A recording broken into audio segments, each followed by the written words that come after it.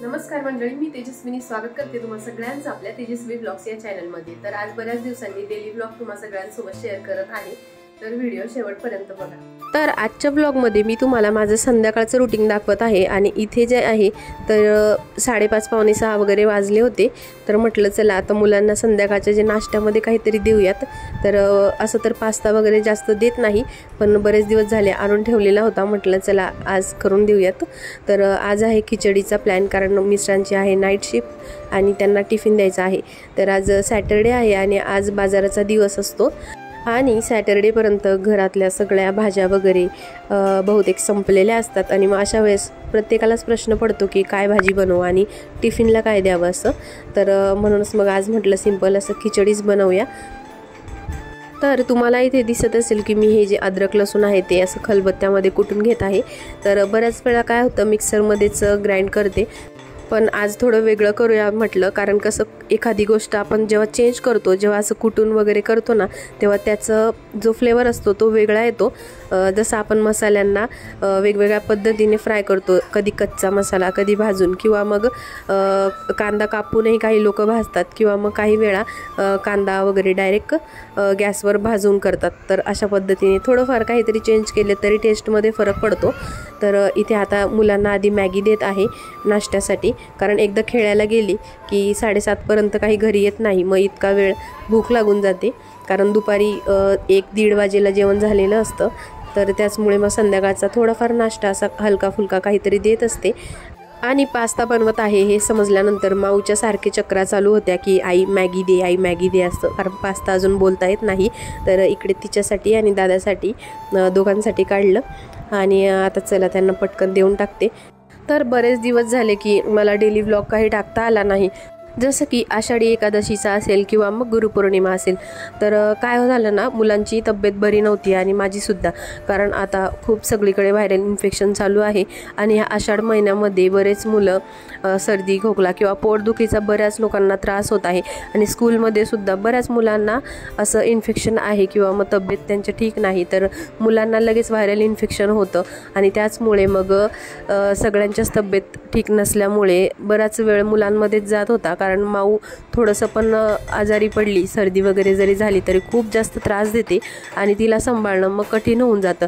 आणि प्रत्येक वेळी प्रत्येक काम करत असताना मोबाईल हातात घेऊन मग ते शूट करा, इतकं काही प्रत्येक वेळी शक्य होत नाही, कारण मुलं रडायला लागले की अक्षरशः आपल्याला काही सुचत नाही। हे माझ्यासारखे लहान मुलं असणाऱ्या प्रत्येक लेडीज समजू शकता। तर इथे बघा मी सगळं खिचडीची तयारी वगैरे करून ठेवली आणि खिचडी हा आयटम आमच्या घरामध्ये सगळ्यांनाच आवडतो, पण मग ते वेगवेगळ्या प्रकारची असली की तेव्हा खायला मजा येते। तर बऱ्याच वेळा म्हणतात की खानदेशामध्ये संध्याकाळी मोस्टली खिचडीच बनवली जाते, पण असं नाही, कारण प्रत्येक भाजी ही वेगवेगळ्या पद्धतीने केली तर आपल्याला कंटाळा येत नाही। तर तसंच आहे, म्हणून मग आज इथे साध्या पद्धतीची बनवत आहे। आणि इथे बघा माऊ कशी पास्ता खाते तिच्या हाताने, आणि तिला खरंच खूप जास्त आवडतो हे पास्ता, मॅगी वगैरे हे असे जे आयटम असतात ना, ती स्वतःच्या हाताने खायला मागते आणि स्वतःच्या हाताने खाते सुद्धा। पण मी जास्त प्रमाणात तिला किंवा आयुषला सुद्धा देत नाही, कधीतरी दिला तर देते।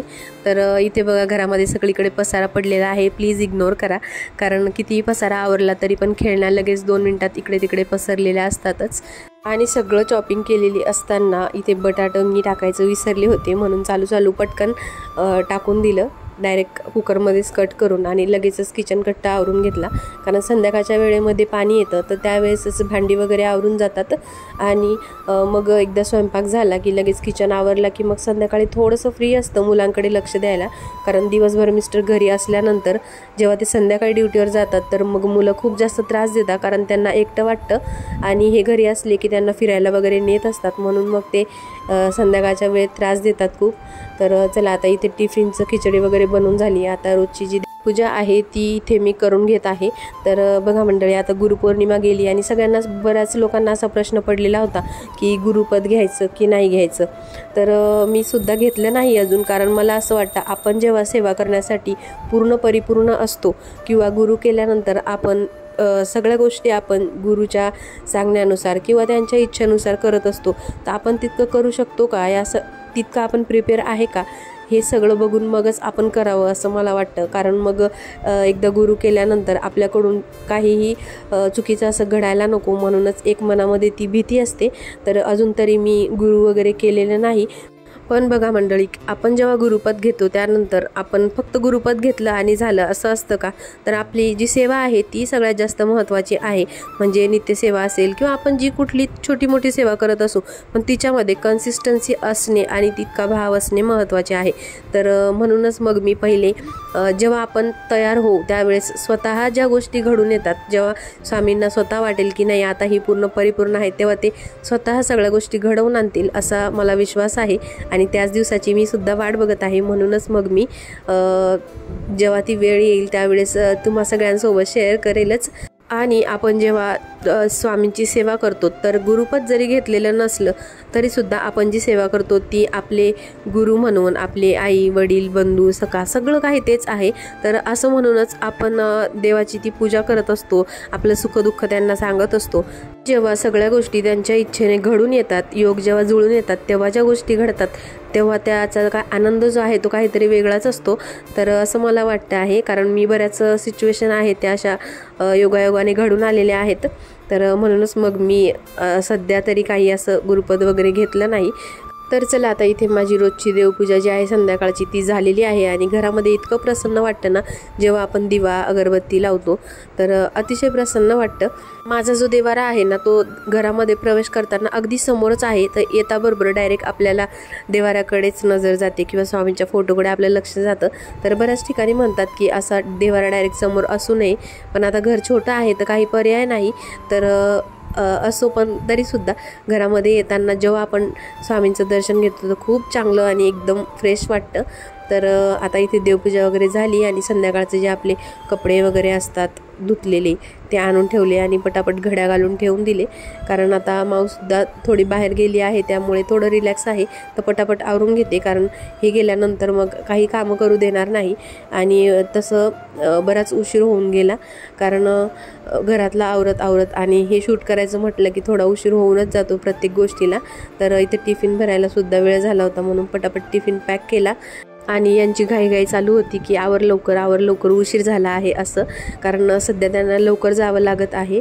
संध्याकाळचा स्वयंपाक, तसेच मग यांचा टिफिन आणि मग सगळे घरातली छोटी मोठी कामं, यामध्ये मला बराच धावपळ होऊन जाते आणि उशीरही होऊनच जातो. तर चला, आता हे गेले आहे ड्युटीवर आणि आता याच्यानंतर जी खरी कसरत आहे ती माझी सुरू होत आहे. तर आता वाजले आहे संध्याकाळचे 7:30, कारण हे बाजारात गेले होते त्यामुळे मग त्यांना भरपूर उशीर होऊन गेला जाण्यासाठी, नाहीतर ते 7 वाजेपर्यंत निघून जातात.